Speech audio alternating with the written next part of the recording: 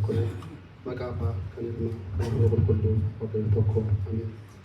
Kabajamuu abbaa keenya luba Saamu'eel akkasuma abboota obboloota koo daakuloota abbooliin harmoolii qeerroof qarreen maatiin waaqayyoo isaa Kiristoos jedhamee saniin kiristaanaa taasisee maatiin waaqayyoo akkam bultanii akkam turtanii akkam ooltanii maqaan waaqayyoo abbaa keenyaa arras boris kan galateeffameef kan eebbifamee nuuf haa ta'u. Akkasuma maqaa isaa waamnee maqaa ishee kan hin daganne haadha waaqayyoo dubaroo Maariyaam kan galateeffamteef kan eebbifamte nuuf haa taatu. Hundumti keessanii baga guyyaa fayyisaa addunyaa guyyaa irraa baga geessanii isa babbadaa turtanis baga irraa haftanii baga nyaatanii dhuftanii waaqayyoo bagadatu irraa baay'ee namatti tola. Egaa waaqayyoo bagadatu hunduma isaa wanti hundumtuu yeroo qaba jedha wangeelli.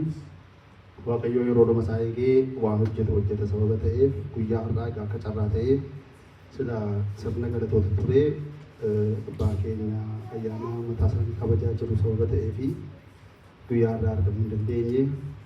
Egaa abdiinumaan jennaa jechuudha. Hayyeen egaa amma akkuma beekamu egaa kadhannaa kidaanii nuura godhannuu saaqameera.